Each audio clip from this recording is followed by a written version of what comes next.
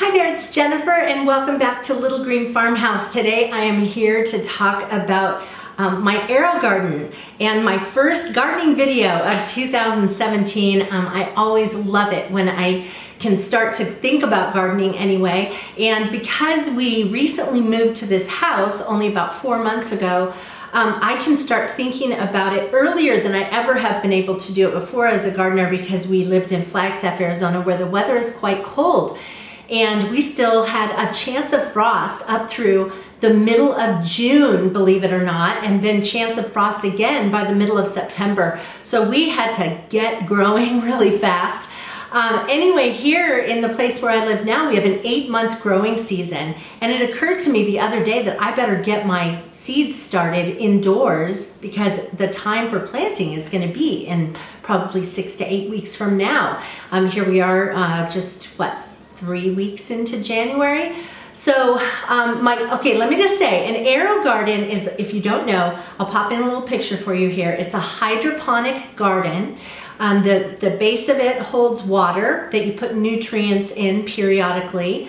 And then the top has little holes, and depending on the size of AeroGarden you can get one that has like 3 holes for growing 3 different plants, or you can get some that have way more than that. I don't know how many, 12 maybe in some of the bigger ones.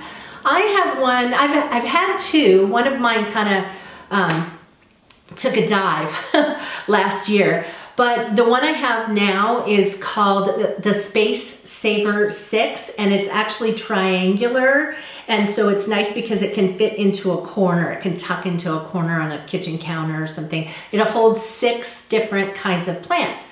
But there's an insert that you can get for it and it is intended for starting seeds for your garden. So instead of just growing 6 things, I can plant like, I don't know, 30 or something. There's a bunch of little holes. I'll show you in just a second.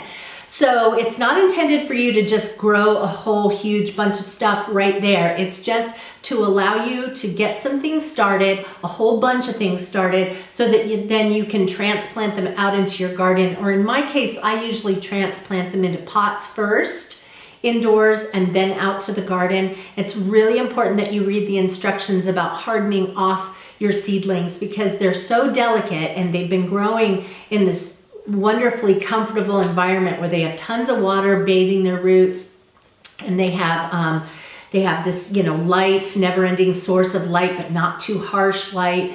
And then all of a sudden, you take them out of the water, put them in soil. So now they've got to extract their water from the soil, and then you either take away as the light that they were getting, so they're not getting as much, or if you put them straight outside, they get pounded by the sun and they can't handle it.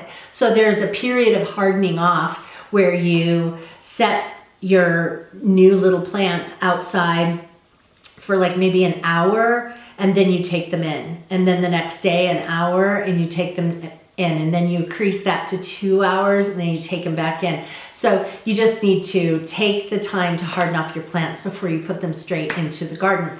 Okay, all that to say that here we are, 3rd week of January, and I started to plant my herbs. I'm starting this herb garden, and I actually selected like 16 different plants. And some of them are cooking herbs, some of them are medicinal herbs, and so I have a bunch. So I went ahead and started them. I've also started some flowers that are going to be for my big flower pots, and I figured that those are hardier than vegetable plants, and so I'll be able to get those out a little bit sooner. So I started all those things now, and I'm going to show you in just a second. And then after those things are big enough that I can transplant them into pots, then I'm going to start the vegetables for my garden. And I'm so excited.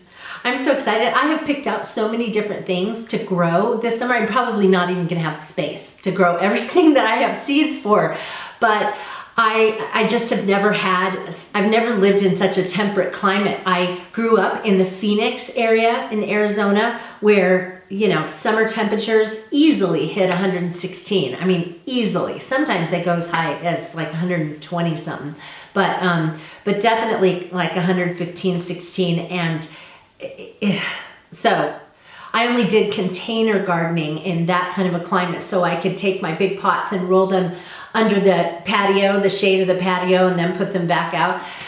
Then living in Flagstaff, where the weather is so cold for so much of the year, you know, it was just a whole tricky thing in itself. And now I live in this place where I can grow all kinds of stuff, and I think I'm gonna be able to have a couple of seasons, like one batch of stuff that goes spring into summer and another batch of stuff that goes summer into fall. Super excited about that. Okay, I'm gonna shut up now and show you the AeroGarden and show you what I've got started.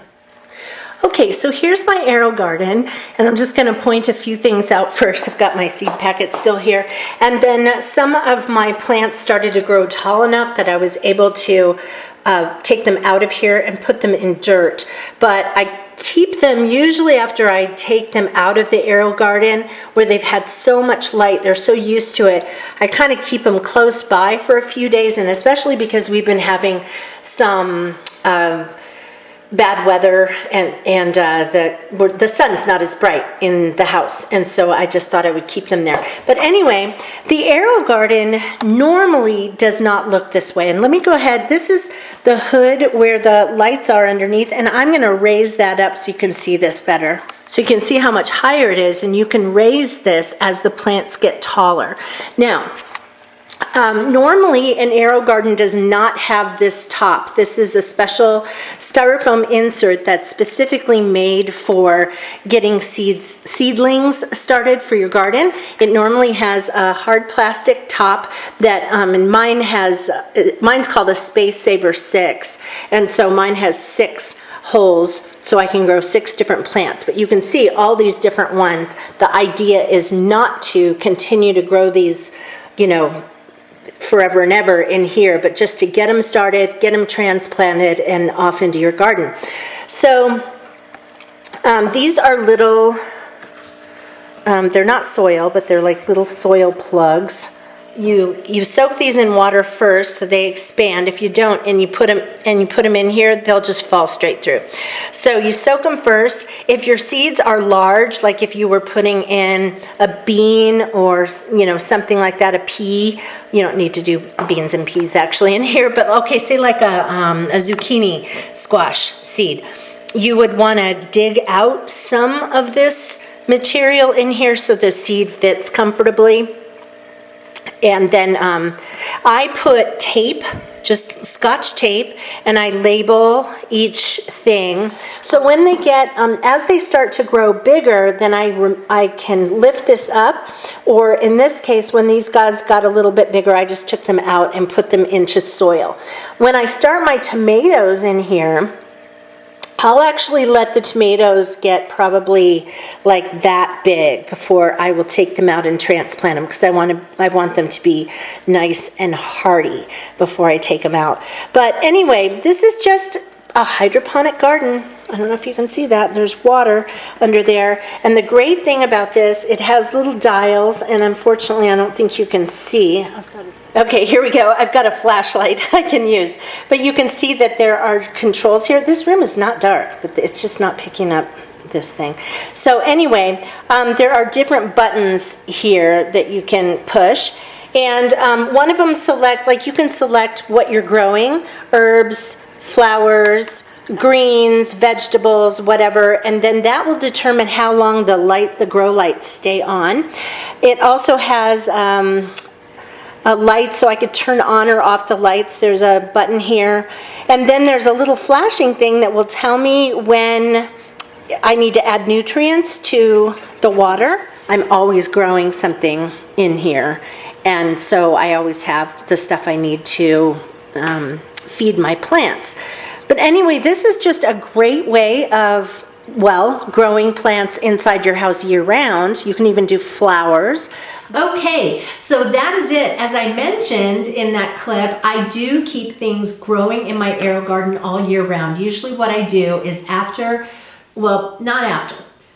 when we're getting toward the end of the growing season, so sometime in early fall, I start growing usually basil, but sometimes some other herbs, but I love basil.